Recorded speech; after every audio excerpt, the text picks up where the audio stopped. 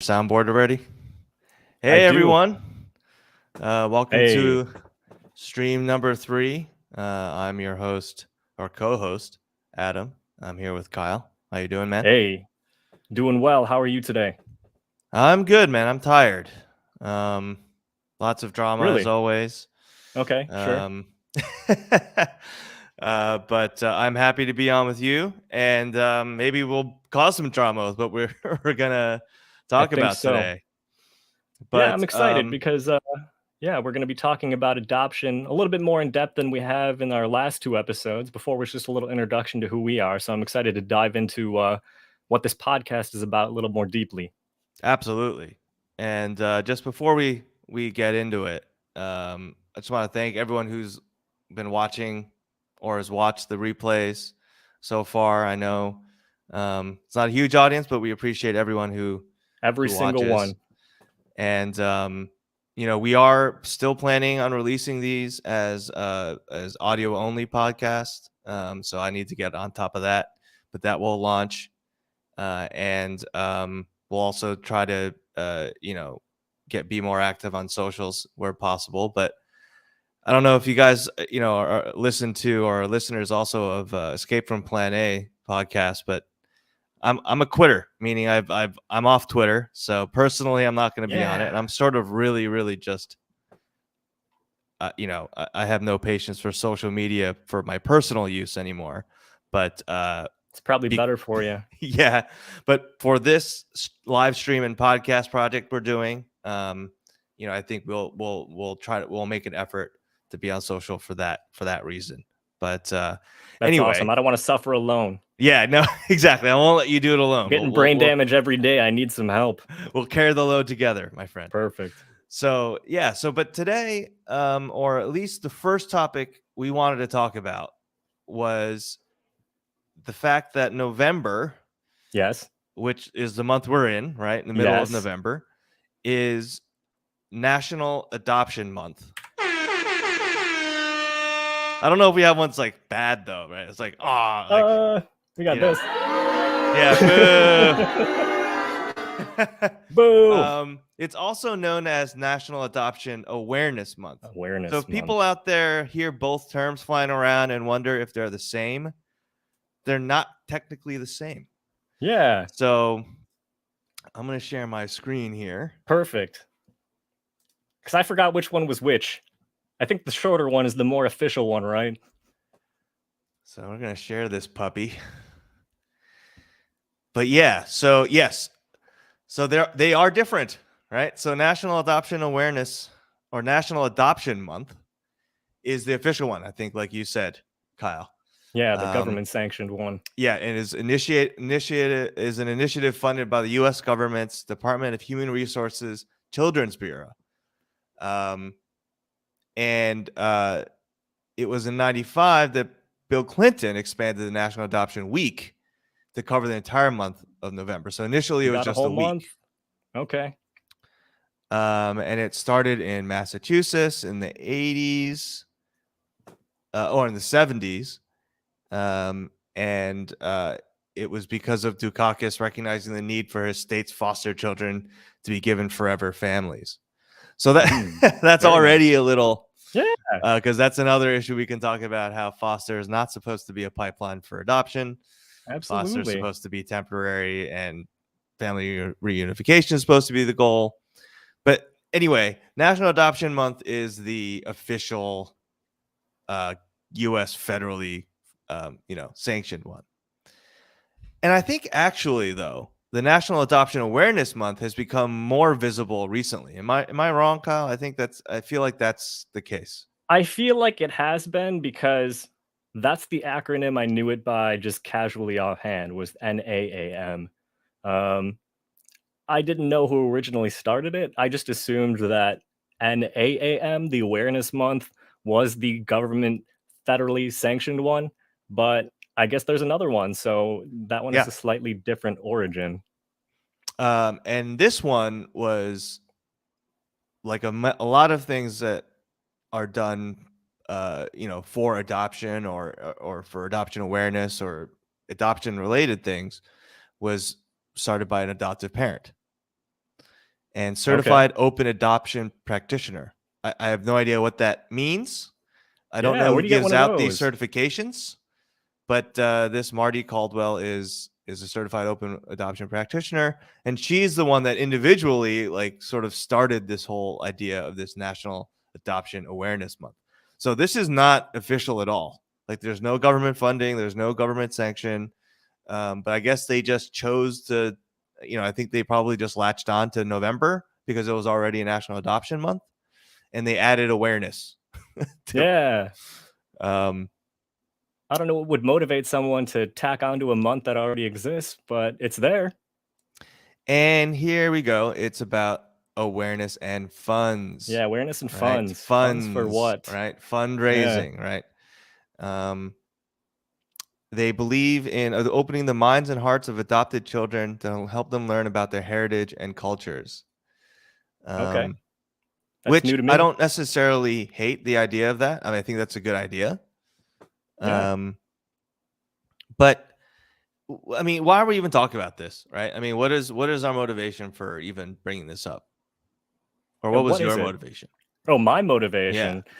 I guess, yeah, I'll go first by saying that, you know, my experience as an adoptee has not been a completely smooth, straight trajectory. And the more I meet adoptees, particularly international adoptees or adoptees that are adopted transracially, I'm only going to use that word once because I don't really like using it because like transracial has become a weird thing on social media. yeah, So I will say adopted across race. But I found that the experience, even with people that are generally happy and content as adults, still has a lot of trouble, trauma, and emotional hardship associated with it. That if you really zoom out and think about alternatives to adoption or what the end goal of childcare should be, I mean, this sort yes, of displacement and the trauma that goes along with it doesn't necessarily have to exist. This might be the sort of like number one choice that people might think of as an alternative to abortion, at least in people's minds that haven't really thought about it. But that's really just scratching the surface of the world of possibilities to help children out there. And I think a vast majority of the opinion that supports things like adoption, international adoption, placing kids in foster care, and then placing them with adoptive families is informed mostly by adoptive agencies right, and religious exactly. organizations or Yeah, people that have deep religious beliefs that are associated with those organizations. So it's a it's very right, small, select, skewed part of the population that really gets to define the discourse on this. And that's right. why I wanted to talk about it and explore more about it. Yeah, it's from that demand side, Yep. right? It's the people who want to adopt the children, right? Yep. That define sort of the scope of the conversation and what's talked about and what the awareness is about, right? Because as much as as much as they might say in their mission statement, it's about uh, making, opening the conversation or making it okay for adopted children to explore their origins. That's not the prime motivation. That's not the primary motivation for what they're trying to raise awareness for, right? They're trying to raise awareness that like adoption's an option, right? If you want to have a family or want to create a family, think about adoption, right? Yeah. Um, and a lot of people who sort of get involved with this stuff have a financial incentive for it as well, right? They run Absolutely. agencies or they're facilitators or something where they make some money or some awareness to they benefit in a way, There's right, from it. enough money flowing around in the process where people are not getting involved just out of the goodness of their hearts and altruism. There's a little bit more to the story for sure. Yeah, yeah. And also just the idea that like and also just from a general sense, I'm just very fed up with these sort of national holiday months for awareness of things. I And why just is find that? I just think they're useless, right? Like and they become so commodified um that they've lost so much meaning. Like, you shouldn't need a month to be like proud of your like being Asian, right? Asian history. You shouldn't need a month to be like proud of like your Black history. And it might have served the purpose in the beginning because there was sort of no movement about it, or at least in Absolutely. the general sense. I mean, though I think that really actually um, does this service to a lot of people, probably in the Asian community, I'm sure, in the Black community and other communities that have always sort of had that pride and have tried to like, get other people interested at all times of the year. Right. So that I feel like that's always probably happened. And then for everyone else in society to be like, oh yeah, we're aware of Latin American history because now there's an official month. It's like when there's like when there's a line or when there's like a category in my Hulu feed, which I've Oh actually yeah. gotten rid of all my almost all of my Celebrating Latin yeah, Hispanic like these are Heritage the Month type stuff. and it disappears after that Yep. month. It's very cheap, and it's kind of like, and it never moves beyond awareness. Like I think everyone's aware of adoption. Adoption is, people know it. People know it happens. They might not know much about the actual specifics, which we'll talk about, but they know it exists, right? So we need to move beyond awareness, and I kind of feel that's just a general overarching annoyance I have. And I'm totally right there with you from the perspective of I think it's very common in liberal democracies that like to pride themselves on being progressive, on being human centered, focused on human rights and good outcomes, that when we talk about this notion of awareness, it's not mobilizing any resources towards a particular direction. I mean, for every Coney 2012 that makes like millions of dollars, there's 99 other causes that are just as, if not more worthy, that end up not getting any money at all because there isn't as compelling of a narrative or shiny of Right. an ad campaign behind it. So Right. it's sort of like these awareness months and concepts sort of compete with each other. So who can have the most compelling sort of ad campaign for the public? And Right. so Right. there's nothing materially being done when once awareness is raised. More than anything, I think it's sort of just like instead of doing something materially to help address these problems, the notion of awareness is good enough to say that we've put in effort, there are active movements going on to try and resolve these problems. Therefore, I don't really need to think about it too deeply. Right. Or And I I don't think need to do that's anything other than, then sort of, celebrate the awareness of this month yeah. and let other people Right. be aware of it by letting them know it's there. Right. Like I'll change my Facebook picture and No, exactly. You'll change it to like an all black picture yeah. or like with Notre Dame silhouette sort of over the top of your face. Yeah, and it just never moves beyond that, and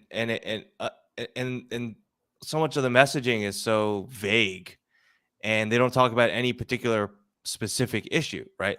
It's Yep. not like National Adoption Awareness, National Adoption Awareness Month to talk about adoptee citizenship, right? The adoptee mental health, right? Hmm. Uh, you know, rehoming, right? Right. All these other, all these things that we could talk about, right? Foster care, right? They just don't. It's just sort of like, yes, adoption is very good, and it basically ends there. And no, and it's also, these months are shared between, like, I don't know how many different groups. Like November is also National Yeah. Indigenous Peoples Month or something, or um, I'm not sure how many there are. I just knew there were a few. And I just knew that a National Adoption Month was one of the more important for us as individuals. of But course, yeah. that's But about it. on the political spectrum of things that people are gonna like pay attention to, I think our adoption plight is probably low on that totem pole, right? Like I don't think they from really in give the a shit. liberal, like in the liberal mindset, right? Who's more important politically, Native Americans or adoptees? Like I would say that I would put Native Americans higher on that. Yeah, I would too, just from like an already aware sort of perspective. Yeah. So that's also insulting in my mind. It's like you want to make it a month, and it's like, okay, we're gonna have awareness about it. But then, no one group has like that month to themselves. Yeah, Like there are too many exclusively. of them. Like there are too many of these special interest groups that they figure that like they'll just throw a month at it and be done with it. I think that's really what it is. It's just the idea of, hey, we've done something to put this out there in public conversation. We're not really putting in any effort. We're not really putting in any money. We're not making any systemic changes, but damn it, people are going to know about it. That's right. So yeah, so we're pretty annoyed by it. I don't think we'll spend too much more time talking about NAM. I do think that one last thing I would like to file a complaint about with this Yes. month, and this goes along with a lot of adoption conversation in general, is that if these are occasions that are brought about by adoption agencies or organizations that fund adoption, I think about how a lot of it pushes the narrative of being thankful. And I think a lot Yeah. of adoptees get gaslit or pressured during months like this, where there is raised awareness about something that's fundamental to their lives, that they need to feel some sort of obligation to be thankful for this good thing that's happened to them. Right. Let's talk about that. Let's spend some time Yeah, talking about that sort of gratitude and thankfulness obligation that's thrown over. I think, yeah, that's put on adoptees. Right. I also feel like it's put on a lot of people in society, but I think very specifically on adoptees. Right. absolutely. It's a good comment. Yeah, these months are like Catholic confessions. Say your weekly Hail Marys and go about your day. Yeah, it's about absolution, right? Like we spent the time, so our sins are washed, and so we're gonna have to do it next year, and that's it. You don't do anything, right? And they're about as useful as those Catholic confessions, right? Yeah, we remember MLK today. We'll forget him tomorrow. Until Yeah, next year. and let's be honest, people only care about MLK Day because we get the day off. All Yeah. right. Otherwise, the FBI wouldn't have killed him. Yeah, they wanted a day off, right? Oh no. That's just, I'm just putting it out there that I said something controversial. Yeah. So hopefully by acknowledging that, I don't get snatched from my home at night. So I'm sorry, FBI. I'm not sorry. Okay.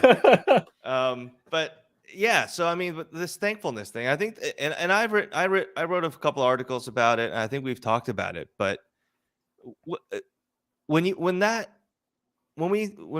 think of being grateful, right, and this Yeah. idea that like, shut up, adoptee, like, you could be dead in a ditch, or you could have been aborted, or you could be poor, or you could be raised by a drug addict or whatever. We saved you, right? Basically, you owe us our life. You owe us your life. So I know maybe everything's not perfect, but at least it's better than it would have been, right? And that's a lot of the implication, right? It's like, we saved you, so be grateful and shut the fuck up. Mm-hmm. And that pisses me off. You know what? Me too. Yeah, because like, why? Like, no one else. I don't think there's as much of that, as heavy of a burden of that on almost any other group. Maybe people who are, maybe other people that society deems as like, we've saved, and they should just be grateful for whatever scraps. But in the context of like family and children, I don't think there's nearly as much of that for not adoptees than there is for adoptees. There's a little bit. I mean, I think there's always some little bit of like, children should be grateful to their parents or whatever, but Yeah. there's a lot more latitude, at least I think currently, or in the more recent history, of children being able to challenge their parents, and this idea that like kids should be given room to sort of find themselves. For adoptees, I feel like there's just everything. Like, why you're not allowed to complain, right? Yeah, I think it's the idea that in other people's minds that hear any complaint that you have, regardless of how legitimate or what kind of grounds you might have to have a complaint, it's that every alternative that could have possibly happened in your life is actually worse. So you need to stop whatever you're thinking and just be thankful for whatever's happened. Yeah. Yeah. And it just ignores so many realities of like, why people are taken, right? And I'll use that word, taken. I mean, people are just taken, right? Yeah. It's not like it's not this idea that like every child who's up for adoption or gets adopted, it was some loving act of, it wasn't some sort of like really hard act of like, a parent who voluntarily did it because they decided that it was the best thing they possibly could have done. That happens sometimes, I guess. But for a lot of people, like, people are literally taken from their homes. What do you think Child Protective Services does? Yeah, Right? no, exactly.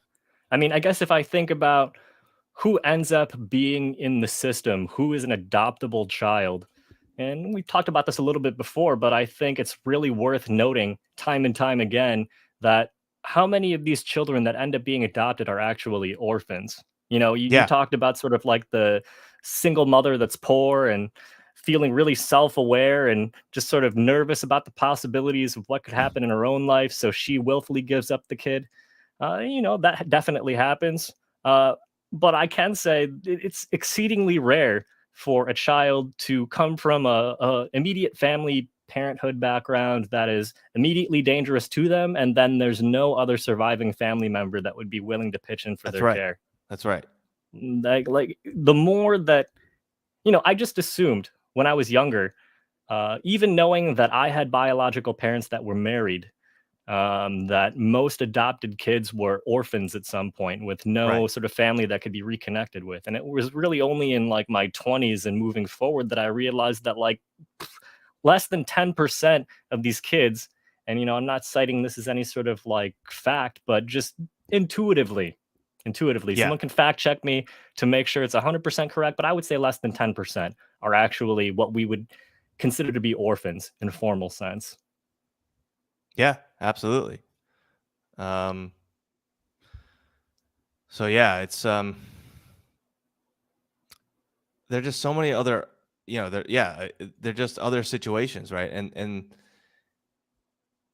I th- I th- I think someone said, because a group of adoptees has sued I think we mentioned this, or we've talked about it, Kyle, but um there was that group of adoptees who've made that report to the Korean government, and the Korean government has said, okay, we're going to look into sort of these adoption practices Yeah, the and history of your the adoptions. history of adoptions in Korea. And the, one of the like leaders of that group was saying, like, if the narrative about like orphans in the streets was true, or like if every like Korean kid whose like story was, oh yeah, they just picked them off the street, like the streets would have been overrun with just like, Yeah, every gangs single of person like would have been children finding a children's baby every gangs, day. right? Children's Yeah. gangs in the street. And certainly at a certain point in Korean history, after after World War II and the Korean War, there was incredible poverty, and there were a lot of orphans because of just the amount of violence that had happened. But even in that situation, I've read that there were, people's entire families weren't, for the most part, that I'm sure there were some situations, but for a lot of times there was some cousin or grandparent or sibling of the parents that was alive that could have possibly taken care of the child, right? So there weren't these just roving gangs of toddlers, who were there to be just snatched off the street, right? Even if there was, Nope. yeah, I mean, even if there was a lot of poverty, um, families, were sticking together. And so I just think of that quote. He was, I find that a cool Yeah, quote. and I mean, for you to think that way and not really question it or second guess it, Yeah, I guess I find it very difficult to put myself in that mindset because I think you need to think very low of other human beings in places that are unfamiliar right, for you to think that stuff like that is happening and major things aren't being done about it, or people saw it and they didn't do anything. Um, right. Or I mean, people it's just it's don't take care of each other sometimes. exactly. I mean, I think because it's another place halfway around the world with people that aren't white, it's very easy to imagine them doing inhumane and inhuman things. But I mean, anyone that's spent a significant amount of time outside of a 5-mile radius of their house kind of just realizes that everyone has pretty similar priorities when it comes to what and who they care about and the general things they want out of life. And I guess Yeah. when you think about it in that sense, I mean, to sort of place these assumptions in other places and just sort of think, oh, well, yeah, no matter what we're doing something positive by adopting children from over there. It's a, I don't know, it's a very ethnocentric and very ignorant way to look at the world. Yeah. And, I Totally. think it's kind of a given for us to provide other places with a little bit more grace, but I think it is the norm that people just sort of assume these bad things about other places. And I'm just like, this is fucked up. Yeah. No. Yeah. Exactly. And I just adoption is like a permanent thing, right? I mean, It's not a one and done. yeah, it's not like a trial period, right? It's a complete, and it's also a complete severing from your legally, at least, Mhm. from where you came from, right? It's you can't just easily step back into that family when you find them, right? Uh, Absolutely. if you find them, right? Maybe you can do that from maybe that's possible from an interpersonal, just getting to know them and uh, talk to them and maybe form a relationship with them interpersonally. But legally, you're not related at all. You can't inherit from them. You can't visit them in the hospital. You're a stranger, right? You're just like anyone else on the street. And that's a permanent solution to sometimes situations that are just temporary or can be solved with a Absolutely. little help, right? And that's what I find crazy is that people don't even want to think about maybe we can do something else to prevent this complete, like, permanent, what I view to be just the nuclear option. But people don't want to even think about it, right? They don't want to talk about it. They don't want to uh, have conversations about how maybe it's more complicated than instant family or how whatever however the way it's thought about in, I think, mainly in society. And I think we deserve, as adoptees, we deserve that conversation. And I think as a society, and to keep it American centric here, I think as a country and a society, we deserve, like, we owe it to ourselves to think about it more because we can do better. And Yeah, if and we I mean, don't we're want to do talking about better, I human don't know. rights violations in other countries anyway, so we might as well be consistent with that standard we hold other places to. Yeah. So it's that, and I also think about how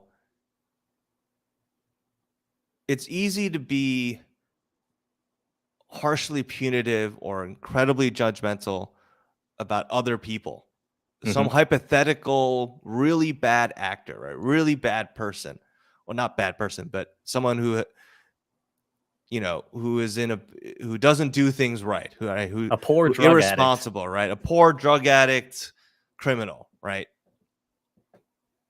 But if you were in but if you were in a situation where you knew that, like, you really wanted to keep the child, you wanted to raise them, but you didn't, you were in a bad way and you just needed some help, you'd want that help. Like, you would not be happy to just give the child up, right?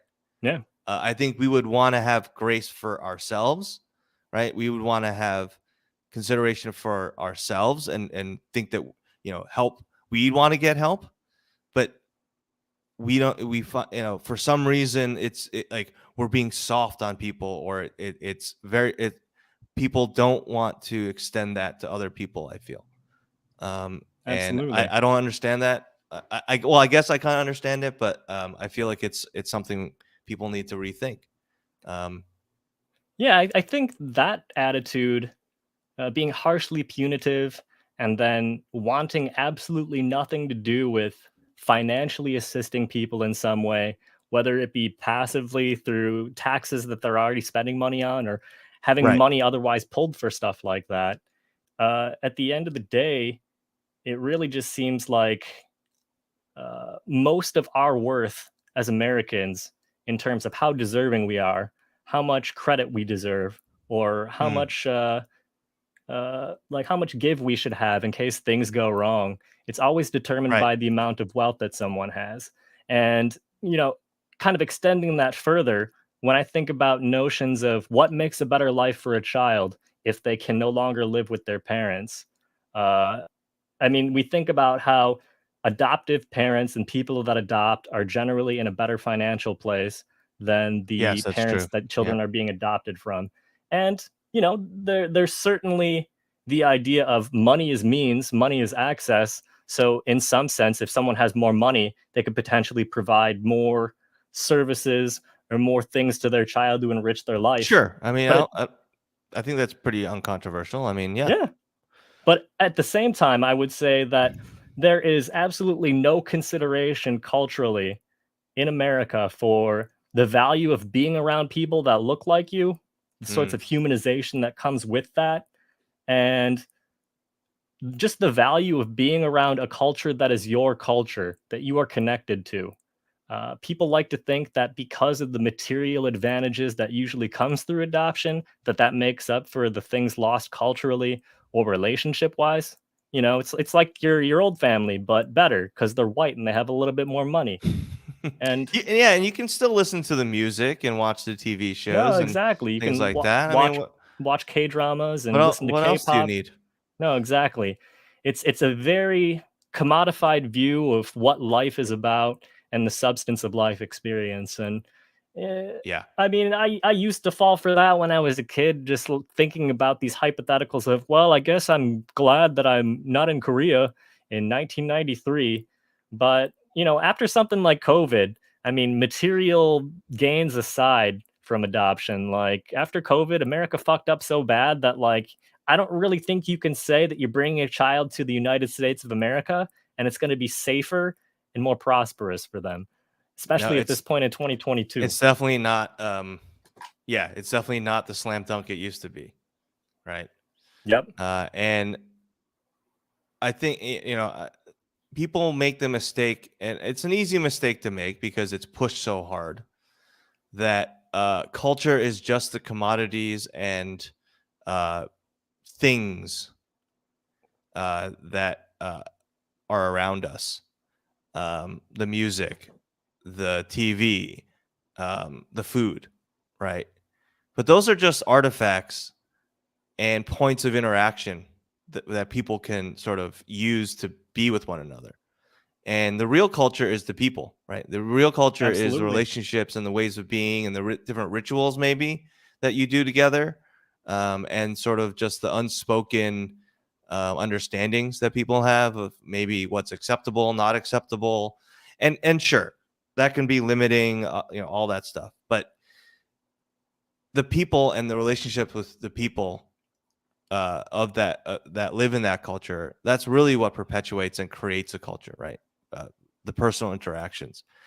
It- the various activities and such are, I kind of see it as, in a sense, an excuse or a medium of that interaction, but it's not the culture itself, right? Without Hmm. the people to participate in it.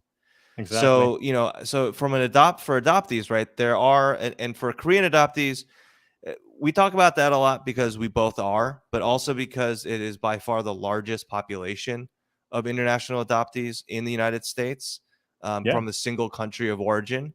I think the rough number is around total is about 200,000. Hmm. And actually, I was surprised to learn, because I kind of always just assumed that it basically gone down to zero. But every time I look at this stat and I realize and I see it again, is that there are a couple dozen adoptions from Korea to America every year still, or maybe closing in on hundreds. Yeah. It's Um, a small number, but it's still a it's like a few number, which I'm dozen or surprised so. about. It's larger than I would think. I thought it was almost close to zero, but I guess in the heyday it was thousands, right, a Yeah. year. So it is, in comparison, very low, but it's still just, it seems like a lot to me. So that number is going to shrink, of course, as sadly as as we get older and as time passes. But it won't go to zero, right? Unless Korea just decides to just stop doing it altogether, which is completely possible. But And other countries have done as well. And other countries have done as well. But that's why we talk about it, right? And because of the size, a lot of these things are more developed for Korean adoptees, just because we have people who are who are in their 60s, right, and 70s now, because they were literally the first ones that were adopted after the war. Yeah, all the way back in 1955 or so. Yeah. And there are people obviously who are even babies coming over right now, right? So we have a large a large age range, but I would say the majority of us are in the probably like mid 20s to maybe like 50s, mid 50s ages. Yeah, I'd say so. So that's a large chunk of us.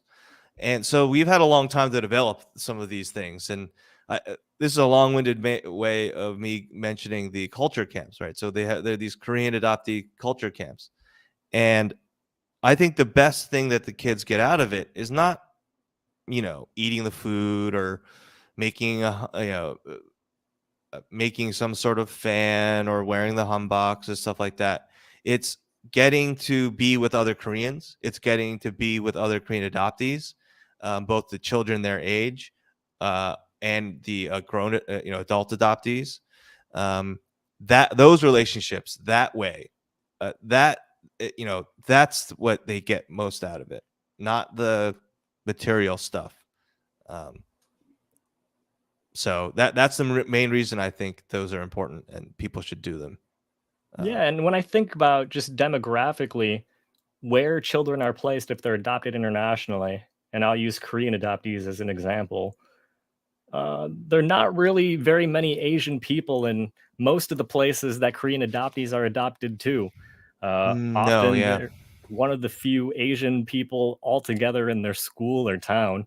I grew up in Michigan. I was one of maybe like 3 Asian people out of like 1,000 plus students in my school district. And yeah, plenty of Yeah. other adopted kids that I knew growing up and going to culture camps were like the only or one of maybe 2 or 3 adoptees in their entire town all across Michigan. So a lot of adoptees end up going to the Midwest. They often tend to be one of the only Asian people there, and there's no real Asian culture or language that they're exposed to. No, yeah. And it really becomes a sort of conscious decision as an adult. Do you want to immerse yourself more into these things, or do you want to just entirely go on the trajectory that you are on since you were a kid? Most people tend to find that the racism as an adult and without the protection of your white parents usually makes you realize that you're not white. So you tend to lean a little bit more into being what you look like. But at the end of the day, I mean, with the sort of conditioning that you get in these places where a lot of adoptees grow up, a lot of people end up just trying to ignore it. And all kinds of things happen as a result. Yeah. And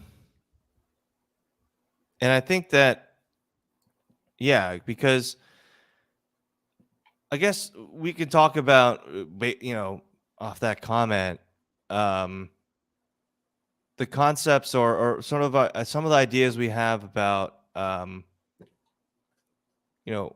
a general sense, what we could do differently, or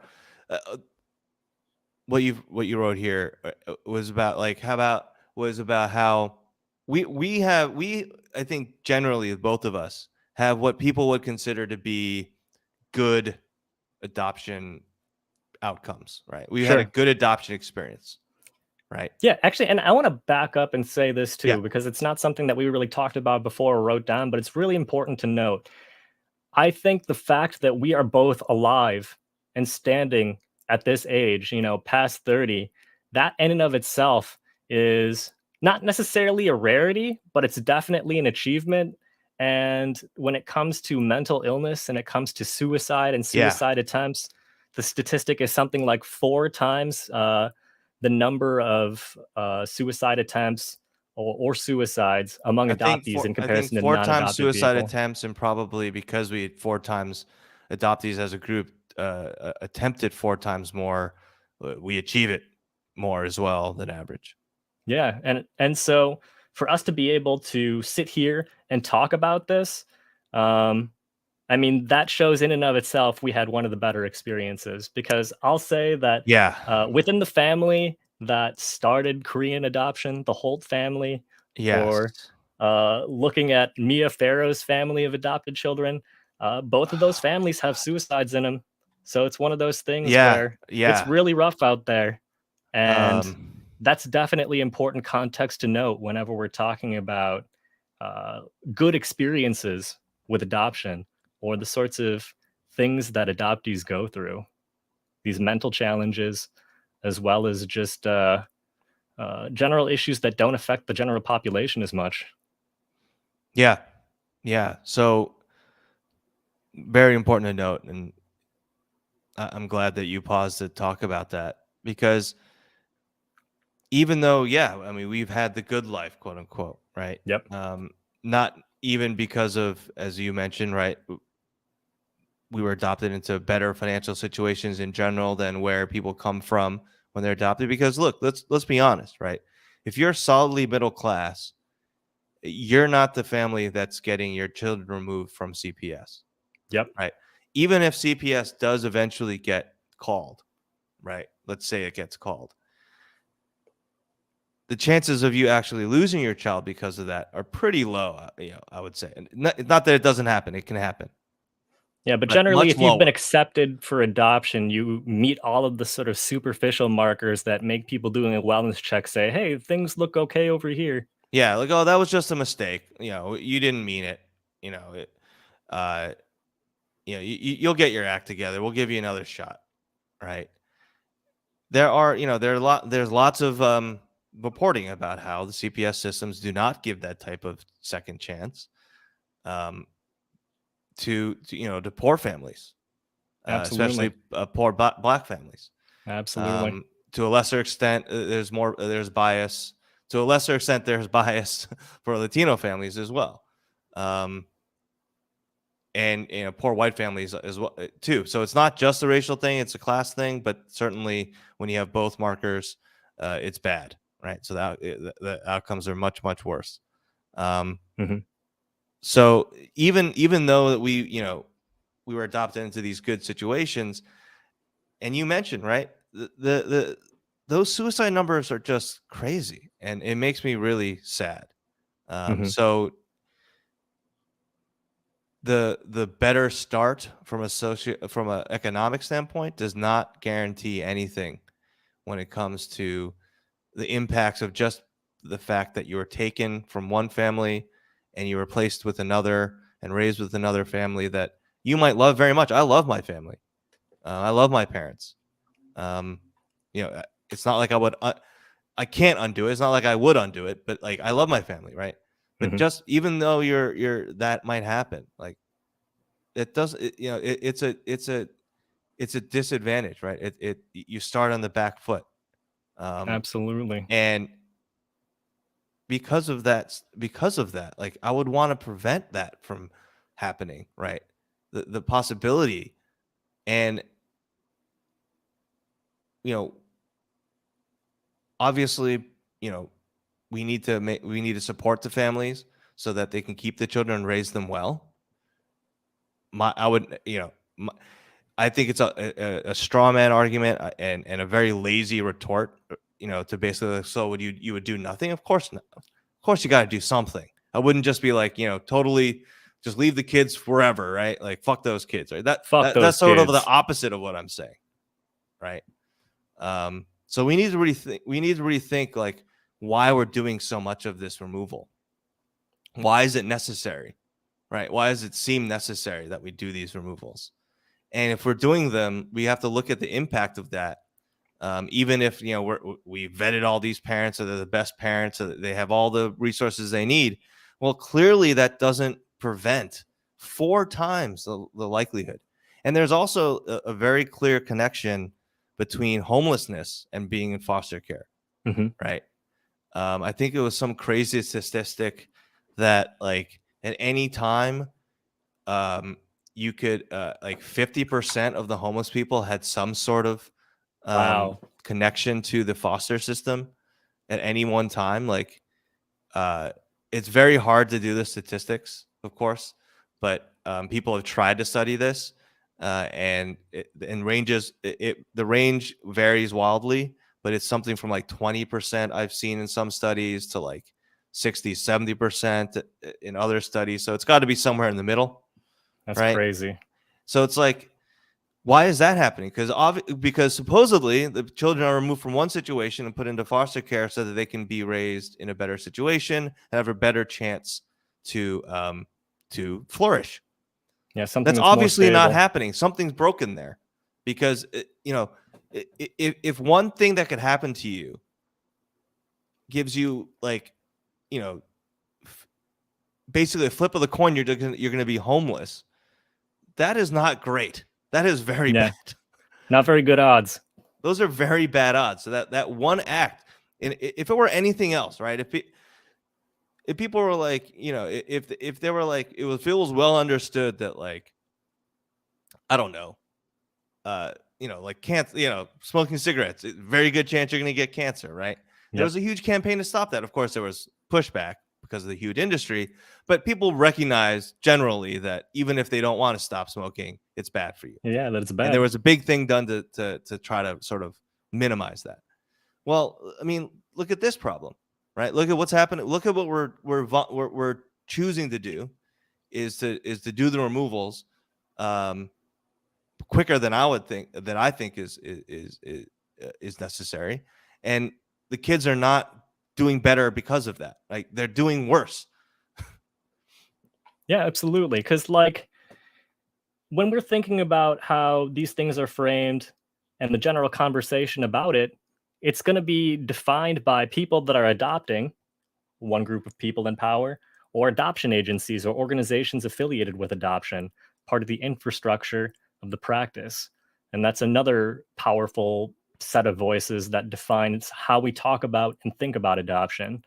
And if we don't really hear any perspectives of people that have gotten their children taken, or really from adoptees, especially adult adoptees who have the sort of knowledge of having grown up into adults and using their experiences in retrospect as reference points for how things were when they were younger and during the adoption process.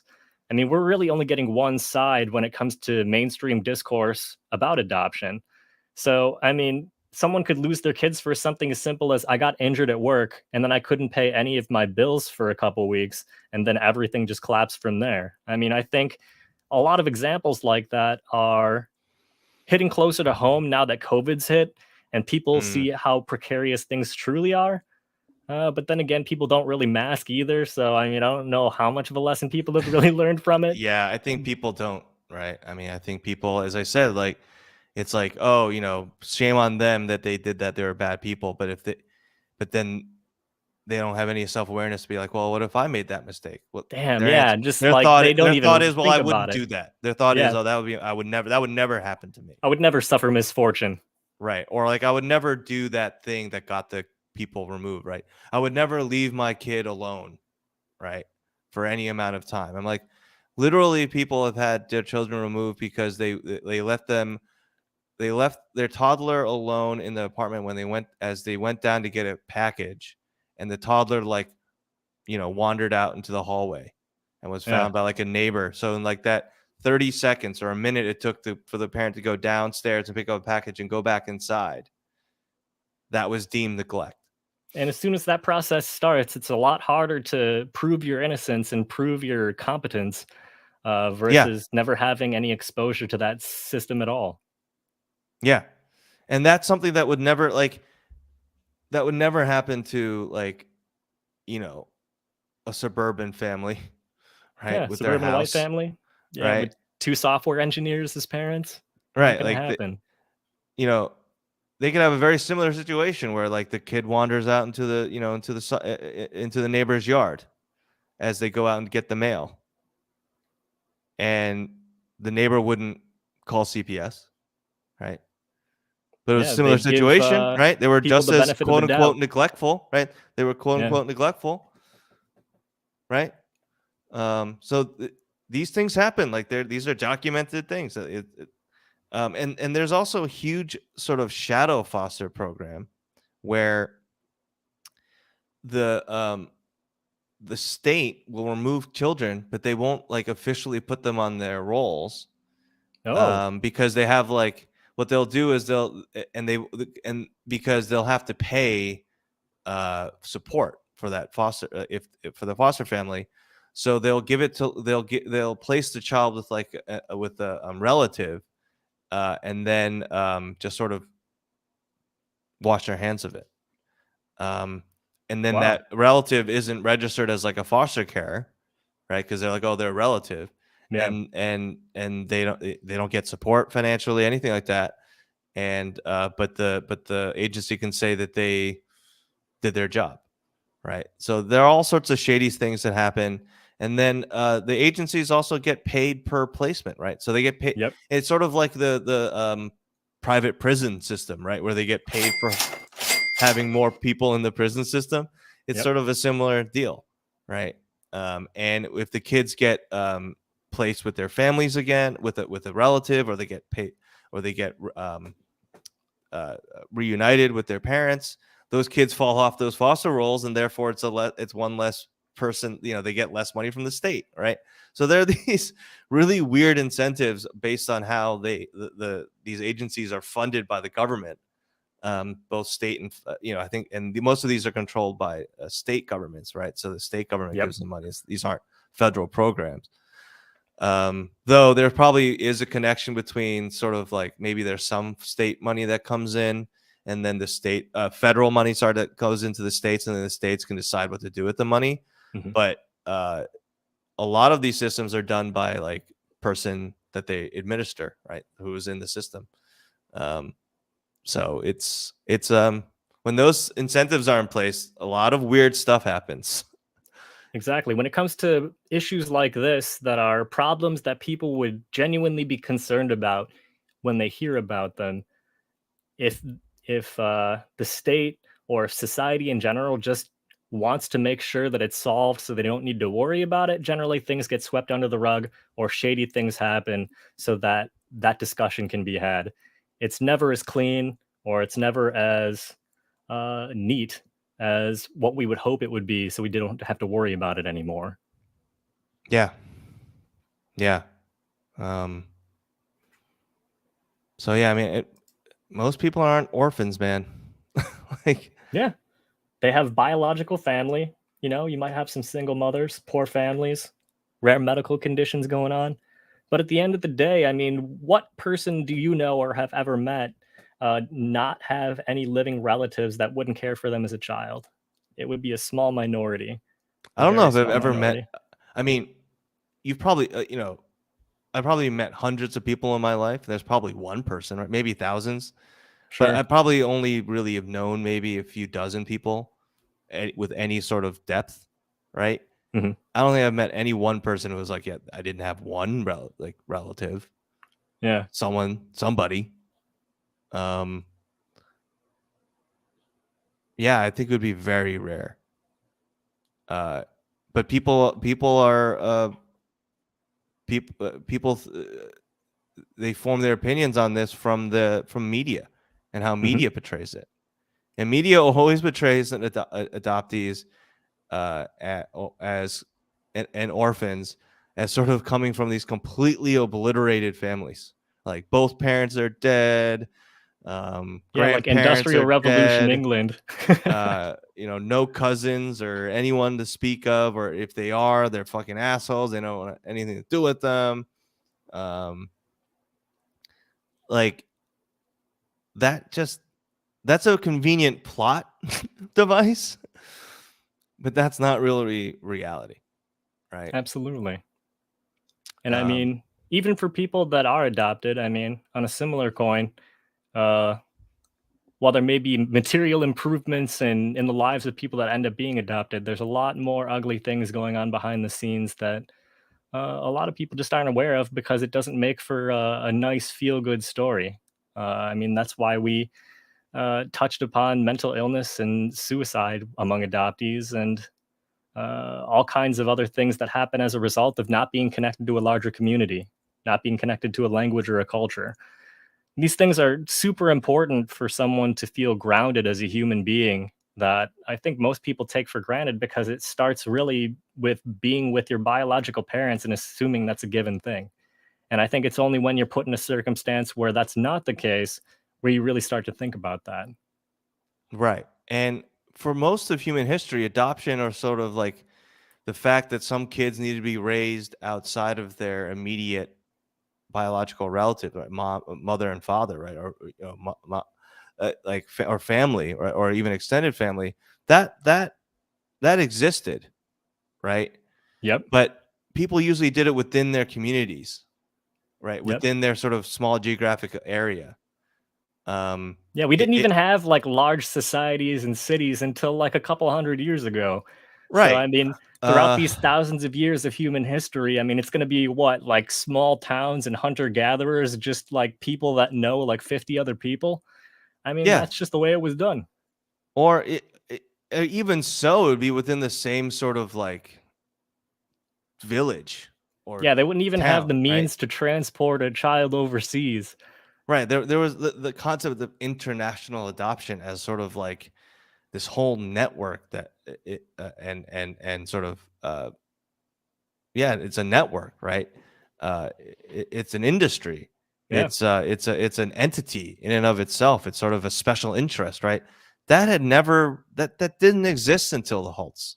The Yep. Holtz literally willed it into existence based on their connections with large religious organizations in the United States, and through that religious connection with powerful political entities, right? People in the government. Hmm. So that's what allowed this to happen. There was no legal framework for it, actually, within the U.S. federal bureaucracy. They've had to actually amend many different, like, citizenship type laws and naturalization laws to sort of fit adoptees into it and change the language, or to make the language more specific or clearer that it sort of relates to adoptees. But it was not sort of it was not a concept. There was no legal framework for it, and in some respects, the legal framework for it internationally is still in flux. It's still being written. Absolutely.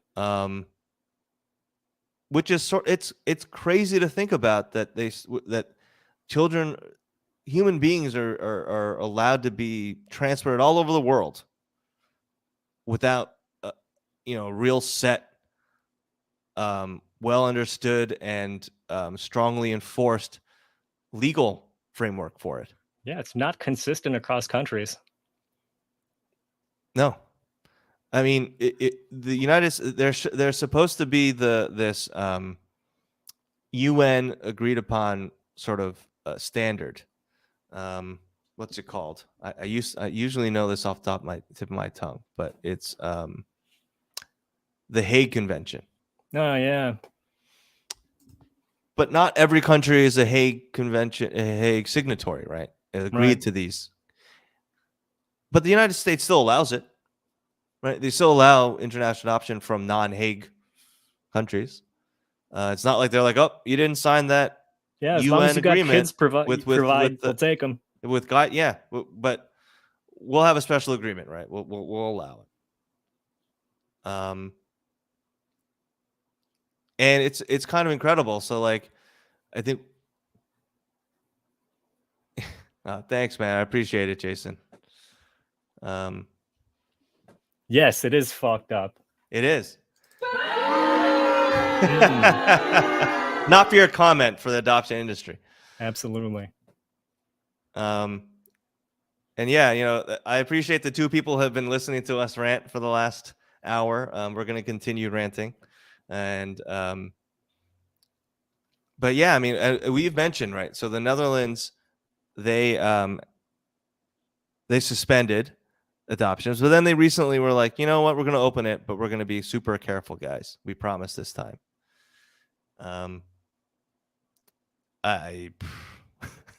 They got a lot of pressure, I assume. Like they got a lot of pressure to open it up because, the parents wanted their kids. They wanted the kids. They wanted their goods in hand. Yep. And it was just not cool that the government was like, look, there's some bad shit going on. We got to try to figure this out. And I'm Yeah, sure I they got a mean, lot of like, pressure, and they're taking like, you know, kids without people's permission, like coercion, yeah, trafficking, uh, sexual assault. Like, some of the worst things that can happen with people that are transported has happened to people that are in the adoption cycle. So yeah. And talking about, you know, so obviously everyone's pissed at China for various reasons, absolutely. but adoptive parents in America are super pissed at China because during COVID and part of the COVID lockdown, they halted the adoption process for any adoption that was in flight, right? Where the exchange of goods hadn't occurred yet, right? So the kid was still in China. Hmm. And obviously, I think it's actually a stipulation, and it's not unique to China, but I think for almost all Chinese adoptions, the adoptive parents have to actually travel to China and spend a good amount of time there before they, you know, and then they can take the child back to America or wherever they come from. That's a lot higher bar than it Right. was for So Korea back in the 80s and yeah, 90s. I'll Korea say has that. that bar now too. I Yeah, think for a lot of the time, but I think China had that they didn't have that for a while. I think they have that. So obviously the COVID restrictions put a real halt on that sure. because they couldn't, you couldn't even get into China, right? For any reason. And and a lot of adopters are very rich, have connections, Yeah, like not look just at because Lana they're rich, but Condor's yeah. parents, What's that? just as one example. Lana Condor, Oh yeah, the actress, just who are as her one parents? example of rich adoptees. Are her parents like super rich? They're I like, didn't know if they're any. I think, film industry connected, pretty loaded. Oh yeah. Yeah. Adopting from Vietnam Uh, before they said we're shutting that shit down. well, they don't talk about it. Oh, okay. Anthony De La Torre. No, that's her boyfriend. They don't talk about it. It's not on her I had to go Wikipedia. digging for it. Like, they don't really talk about her adoptive family too much. Yeah. But anytime she talks about it being a great thing, they'll put it out there, but nothing more than that. Yeah, and honestly, I don't have a problem if like adoptees don't want to talk about being adopted all the time, especially, you know, if they're an actor or actress, whatever. Yeah, it's true. They have optics to worry about. They can do whatever they want, right? I mean, I'll still disrespect it depending on how Sure. they approach it. But at the end of the day, yeah, that's And from what she said, she's just generic stuff, right? Like she hasn't. It's fine, whatever. But I'm not pissed yet. yeah, no, I mean she's and she's super young, but she's getting to the point where she's not that young anymore. So you know those excuses sort of fall away. Yeah. But what was I going to talk about? Why did we man, I'm getting old. Hey, it's all good. No, because we're talking about how China, yeah, so China just basically like we're not, all the adoptions are halted until further notice. And well, we'll get back to this, but yeah, thank you so much, Jason. You know, always makes me feel good when people say this type of thing because sometimes it can feel like shouting into the void, but hopefully I make an impact and I appreciate that, man. Awesome. So the reason, so China basically was like, look, no adoptions, right? And we have indefinitely, like we don't have any plans, we have no due date on when it's going to like open up again. And they haven't opened it up again. Oh yeah. So a couple of years at this point. Shit. No adoptions from China for about 2.5 years. And not only were they saying it was because of COVID, but they've actually made further statements, and they said it was because they want, and they've also been doing this, I think, just in general, is they're trying to encourage domestic adoption, right? Just keep Chinese babies in China. Makes sense. Which is like, regardless of your feeling about China, and I think it's a lot of people have a hard time separating all that stuff. But if I said, let's keep American children in America, right? Would anyone say that that's controversial? Like, I don't think anyone so. with any sense. Yeah. I don't think so, right? And what if I pointed out to you, though, that there are a few hundred, I think there are a few hundred, maybe it's like a few dozen kids that actually get adopted from America to other countries every year. Oh, wow. So that does happen, right? I'd love to hear their stories. Shit. So, yeah. So let's. They're probably like, man, I'm glad I got out of that shithole. Yeah. So before Americans sort of, throw stones, they should figure out. Worry about those 13 kids that are sent elsewhere. Yeah, they should think about whether they live in a glass house. But I think it's a good thing that China is trying to keep China, to care for their citizens, right? Care for the people in their country, right? And part of that is making sure that they take care of all the children. And part of that is keeping them in China. So or a consequence might be that all the children that are born in China stay in China because they're all being taken care of and there's no need for them to be taken anywhere else. Right now, a lot of people are going to be like, well, China can't be trusted to do any of that. That's all they do. Blah, blah, blah. That's whatever. Fuck that. Fuck you. I mean, fuck that shit. That's just dumb. Okay. That's just racism. That's just xenophobia. Racism and dumb. All right. I mean, I don't think anyone. I think it'd be a lot less. It would be less likely for someone to say that about Korea, but I'm sure that people would say that about Korea. And I would be. It's just as dumb and fucking racist to say it about Korea. It's just that Korea is like our ally, so a lot of people aren't going to necessarily say that to embarrass the Koreans, right? But China's not our ally, so they're gotta have the military bases there. They're more willing to say that stuff about China. So their focus is to keep those kids in China and to try to take care of them. And if that gives them an internal impetus and motivation because they want to keep them in, to do that better, I'm all for that. Absolutely. Of course, I want children to be taken care of the best that they can, but there's no reason, especially in Korea these days, right? As rich of a country as it is. In 2022. For any child born in Korea to end up in the Netherlands or to end up in Denmark or Germany or France or America, right? I just don't see the need for it. Korea has the resources to take care of every child that's born there.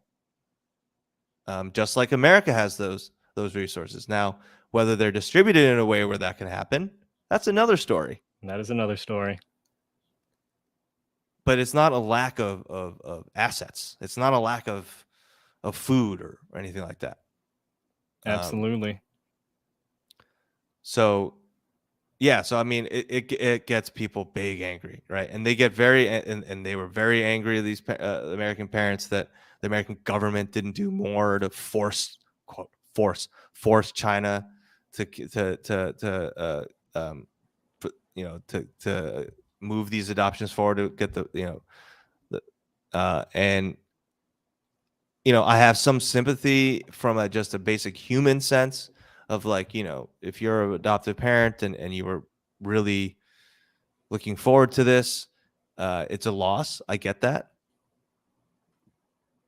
But the loss of a potential adoptive parent losing a child that wasn't really losing a child because it was not really theirs to begin with is a lot lower on my list of concerns than making sure that the child that would have been adopted gets taken care of in the way that they can, and I think stays with their family if they can, and if not, then they get placed with someone from where they came from, and to be able to stay within their culture and be raised there, right? Not be snatched and taken and just placed somewhere else because it's quote unquote better for them.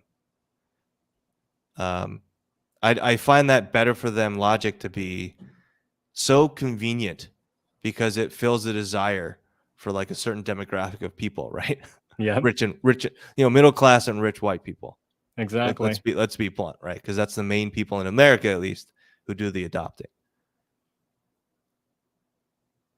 So, Yeah, I mean, you because don't see minority families trying to adopt kids internationally because I think they have a little bit more self-awareness of the value of culture and just the idea that if you are adopting a child, someone else has a family that is related to that child, and you don't want to disrupt that. But white people a little bit less self-aware when it comes to that sort of thing.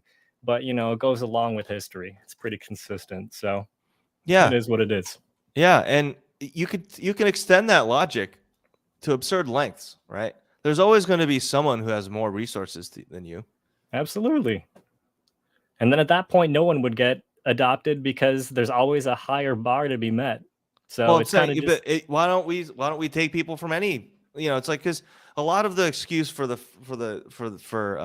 displacement, right, or for children to be taken from one home to another is neglect, which basically boils down to poverty, right, or yep. being poorer than the norm, right, which is basically just a lack of resources. And because as you mentioned earlier, Kyle, right, that resources can equal sort of opportunity, or at least the base level of access to education and other sort of things that we need, right?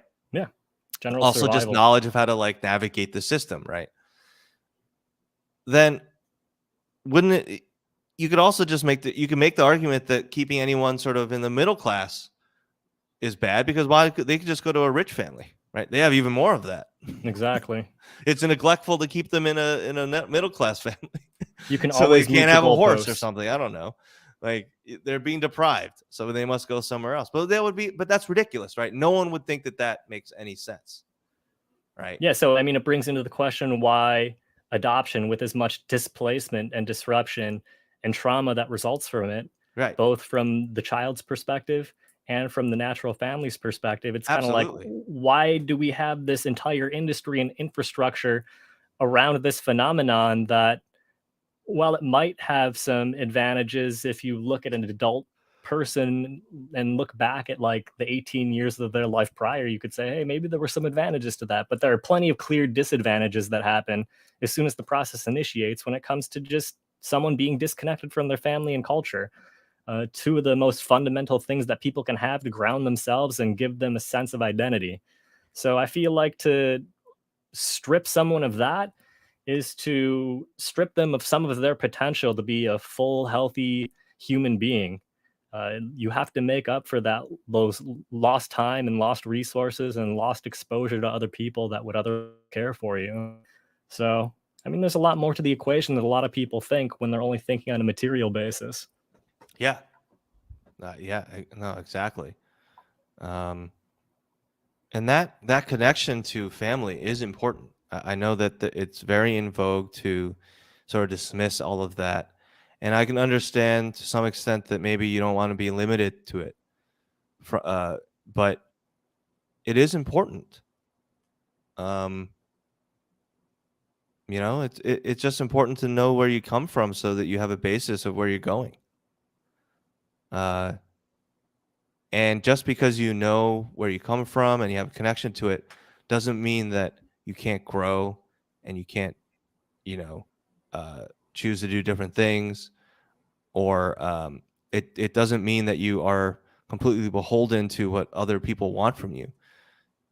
But but it gives you a connection to sort of why you're here, right? What you're Yeah. doing. It just, I don't know, not to be too, hokey, but just, you know, existence. Because if you're not connected to anybody, then you're really unmoored, I feel. Yeah. And that's why people seek this stuff out, right? Like I at least for me, right? I feel like as an adoptee, I probably place an emphasis on, or consider my circle of friends to be more family like, or at least I put that on them in my own mind, than I think a lot of other people do that maybe are not adopted, right? Or come from maybe more, yeah, or not adopted. Like And I had a very good family like structure, right? I had a very strong sense of my own family just that I was raised in. Mm-hmm. But I still sort of like really consider very close friends of mine to be like, I put like a family label, right? That sort of chosen family thing, right? Or a family of friends, right? And people gravitate towards that. I think maybe adoptees more than others, but I don't know. Have you experienced that or yourself, or have you seen other adoptees who have done that? I mean, I do it. I know other adoptees who have done it. And in my case, it's I don't really have much of a connection to my extended family because I can't relate to Right. them and they've never really understood where I'm coming from. It was always weird and distant with them. Not that it was particularly hostile or anything, but it's just like they didn't really put any effort to try and figure Right. out what I was doing or what I was about. And understanding that just because there are labels of family doesn't necessarily mean they feel any sort of love or affection or obligation toward you.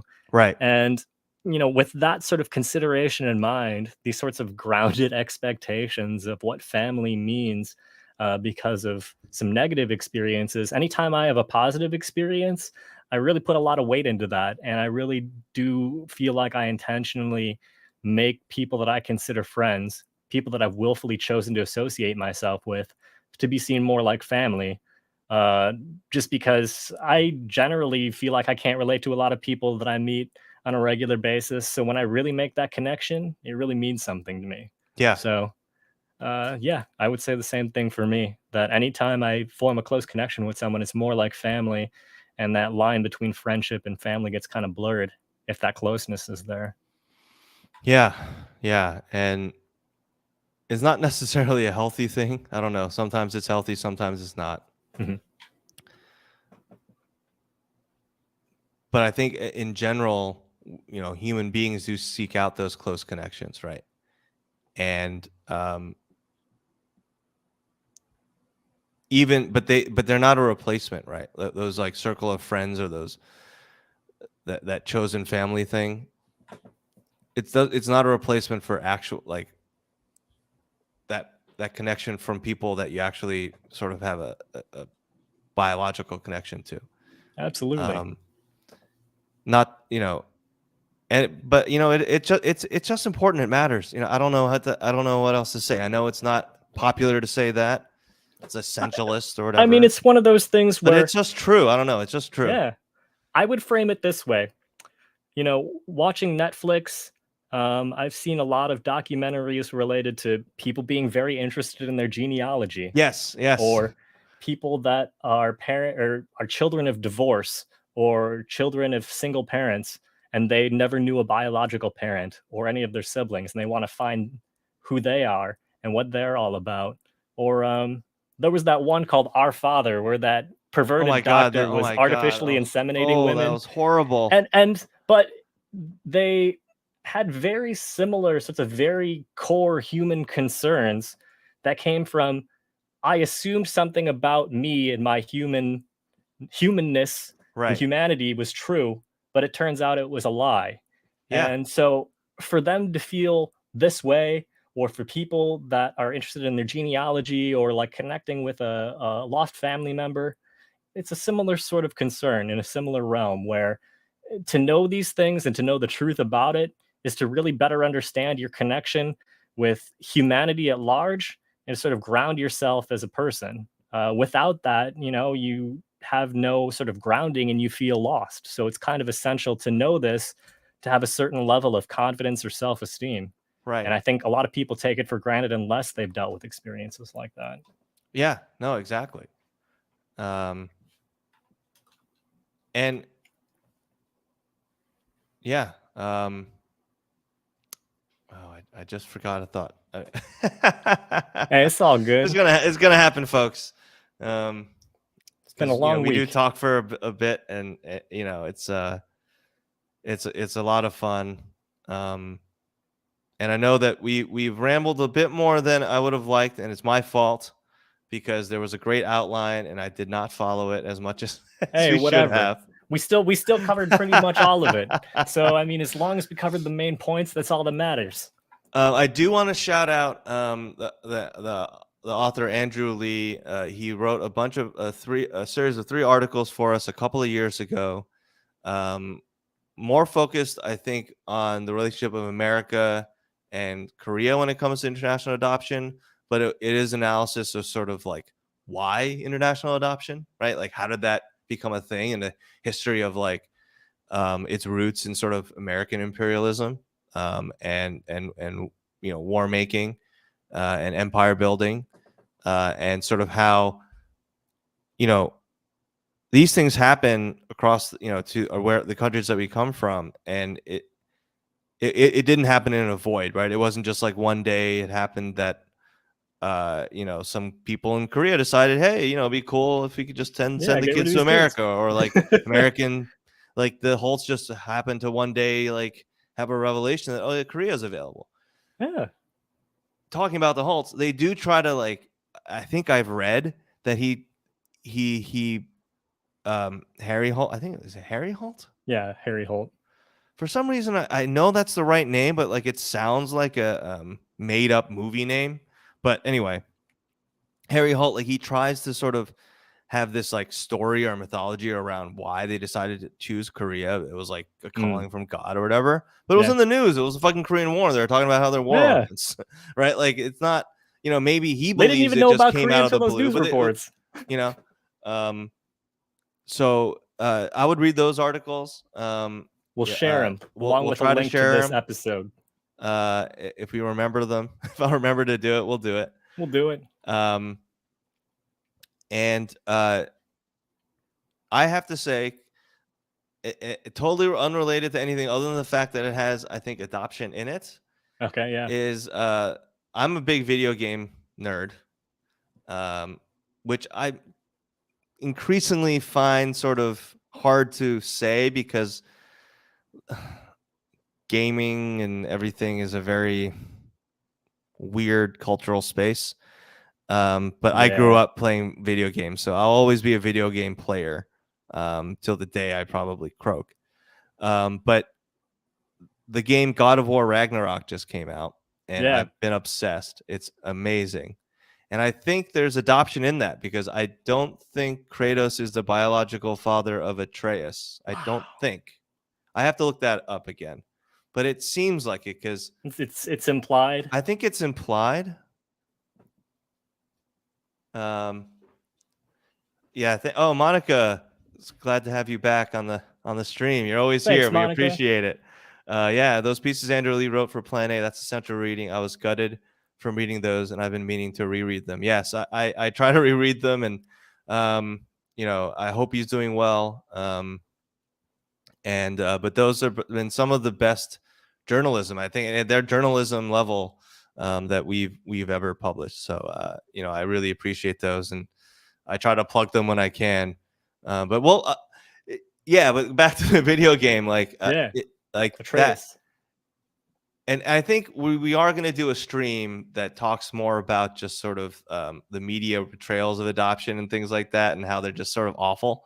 Yeah. But I think this game in particular, and maybe because they don't even talk about the fact that Atreus is adopted, if he ends up being adopted, I think he is. I think it's heavily implied. Yeah. That it's just sort of, it is part of who he is, and it's not like a plot point of like, oh, he's adopted and that's why X is happening, or that's why he feels that way.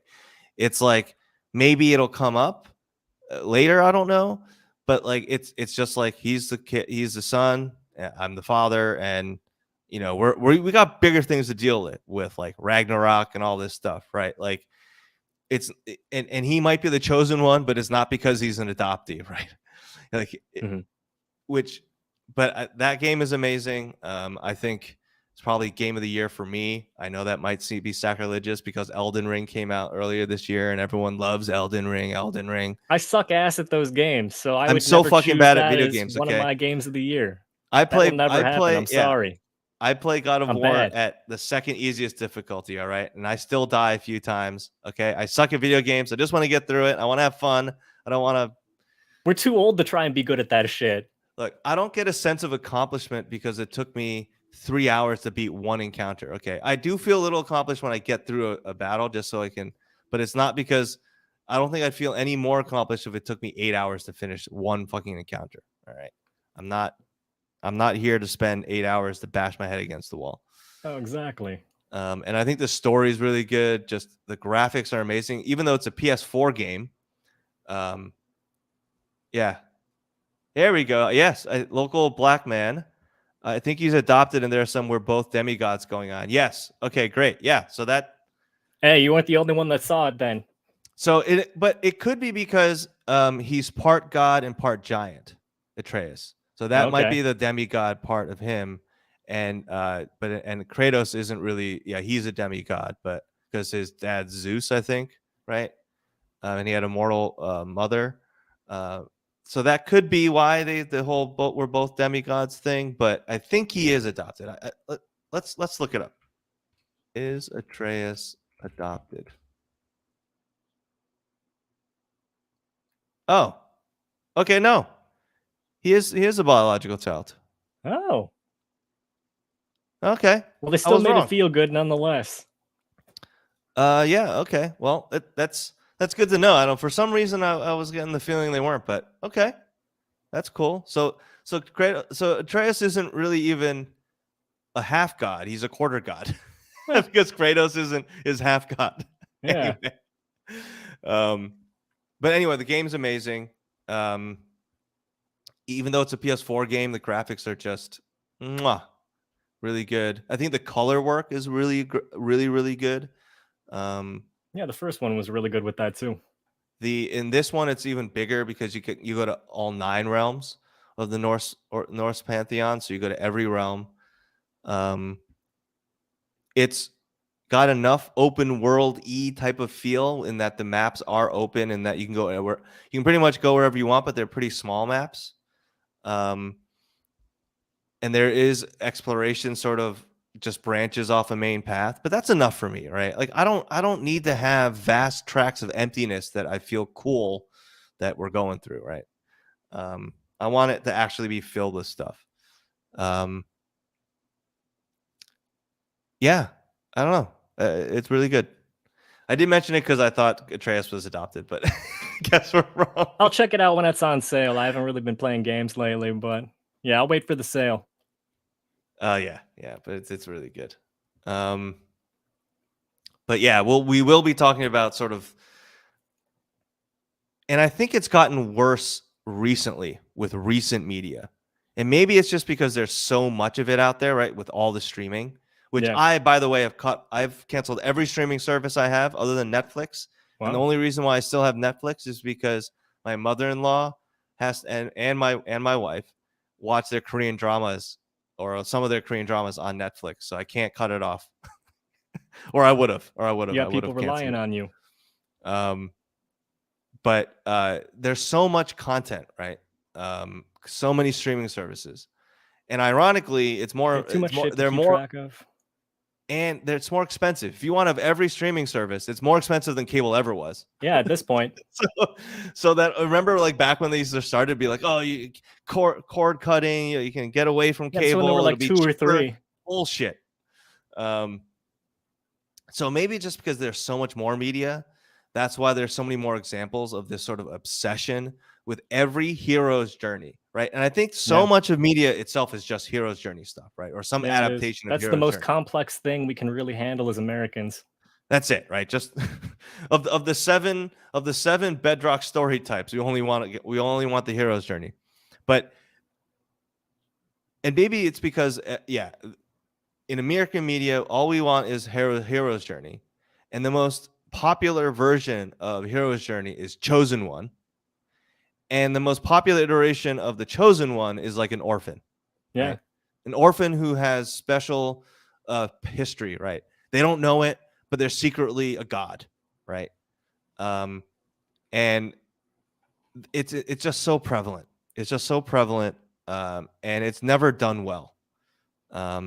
It's never done well, almost never done well, and I hate it. I hate it. I don't like it either. And yeah, so we'll talk more about that because we'll analyze some of them. More to come on that. More to come on that one.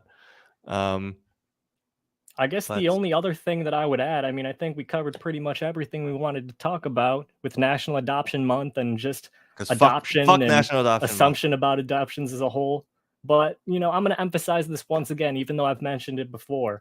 This is a wealth distribution podcast. We endorse that shit. Yes. And when it comes to supporting families financially, don't displace the children. Support those families and give them money instead. And then we wouldn't have any of these problems that we're talking about. Because here's the crazy thing.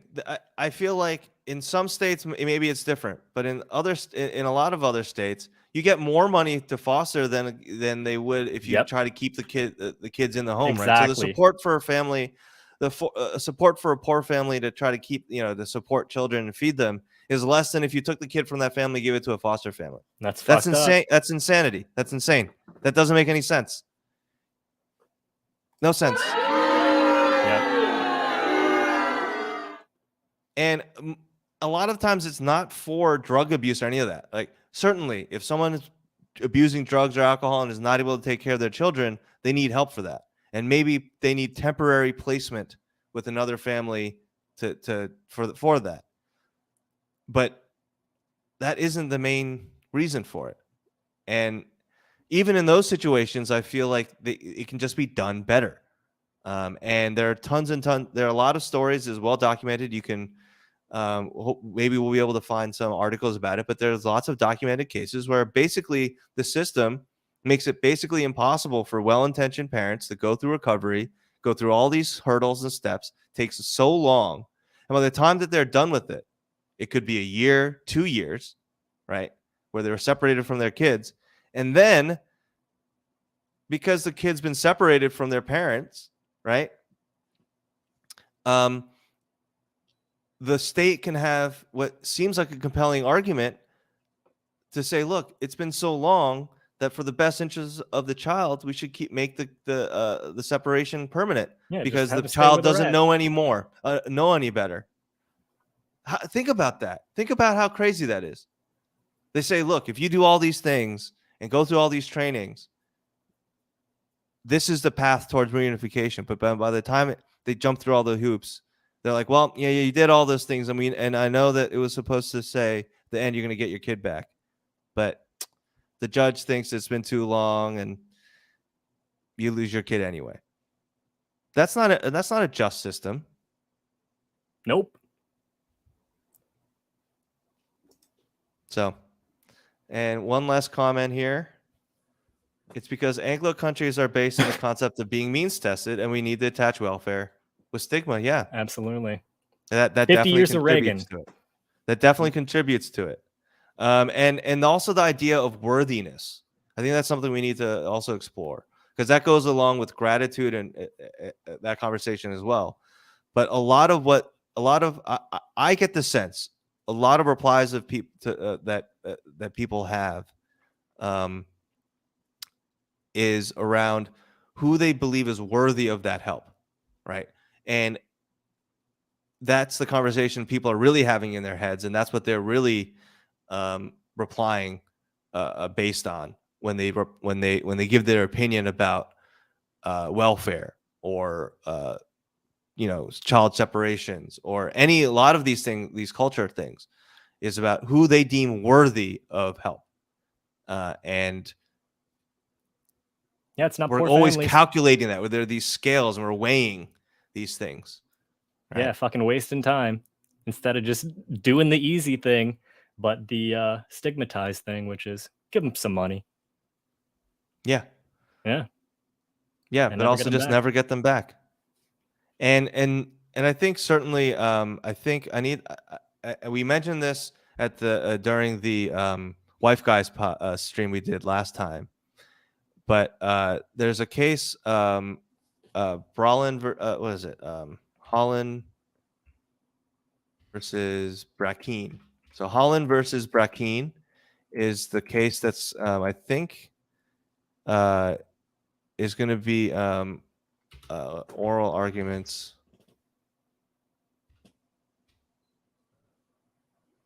Oh, it already happened, November 9th. Oh, I need to rewatch this. I need to watch this. But We'll take a look. so they had the oral arguments for Holland versus Rakhine, which is the court which is the case that could potentially strike down the Indian Child Welfare Act. But basically, a white family wants to adopt a native family, and they're arguing, broadly speaking, that this is racially discriminatory, which betrays a complete lack of understanding of the relationship between the federal government and the Indian tribes. It is not racial. Indian is not a racial designation. It is a national. It's about being part of a nation. It's like I'm an American. That is not racial. That's just a matter of being part of a sovereign nation. That's my citizenship designation. I'm part of a tribe not because I'm racially American. I'm part of a tribe because I'm part of that nation. It's about national sovereignty, not about racial groups and racial preference. But they're trying to strike it down. I can't believe I missed this, but we'll talk about this. So I want to hear about it. I want to reread. I want to read and listen to the transcript, and we'll talk about it. Cool. Sounds good to me. Because this is a big, actually, it could have not just the repercussions for this particular law, the Indian Child Welfare Act, but it could, depending on how broadly they decide this case, have repercussions, I feel, and maybe other people who are lawyers will have a different opinion. It could have repercussions for just how the U.S. federal government, their relationship to the Indian tribal nations, right? Because the U.S. government has been trying to basically genocide Native Americans and destroy Native American tribes, since the first colonists got here. Basically. And if fundamentally the Supreme Court rules that this, if they rule along racial lines, not national sovereignty lines, then that could change the nature of the whole thing. The very important court case, I feel. I should. Okay, they have the transcript, and it was for almost 3 hours. Luckily, what's his name? Brett Kavanaugh, I think. Is it Kavanaugh, or who's the other guy? Who's the other? Neil Gorsuch? Gorsuch, yes. Gorsuch actually has been very strong since he's been on the bench, in support of tribal sovereignty, actually. Oh, okay. So from the perspective of, it's 6-3 court, right? 6 conservative, 3 liberal, or if you want to call it that, Gorsuch has made that a 5-4 split for many issues. So he's not a slam dunk on that side. Anything else? I feel like I've rambled a lot, Kyle. Stop me, please. It's all good. It's actually all I've got, man. I think we covered the whole month and a general overview of our thoughts of adoption pretty well. And, I guess from there, people can expect more thoughts on society, race, adoption, all this stuff. So it's always great talking to you about it. Yeah, absolutely. And video games. Absolutely. And sports. I'm into sports too. I don't know. Maybe we'll talk about bit. We'll talk about sports a little bit. I don't know. But mainly other things, man. But I really appreciate spending this time with you. Thanks everyone who's been watching. Thank you. We will, as I mentioned at the beginning of this stream, and for anyone who's sort of watching this in the replay, I will get on top of actually releasing these as audio only pods. So look out for those on wherever you get your podcasts. I think we're gonna try to do that on Anchor.fm, and then that will actually just sort of serialize this, I think, on almost every major platform. So that'll help us there. I'm trying to get a little bit better at sort of doing this video editing thing, and there are actually some of the really cool AI tools that will help with that. So hopefully we'll try to get sort of more shorts or maybe smaller clips also onto the channel for maybe specific topics or things that we say that we want to share. And those will actually also be easier to share on like Instagram and stuff like that. So I try not to use social media for a personal, but I'm willing to do it for step into Nice. the milieu for for the purposes of this project we're doing. So Perfect. all right. Cool. Well, Thanks thanks all everyone. for joining. Until next time. Bye now. Peace.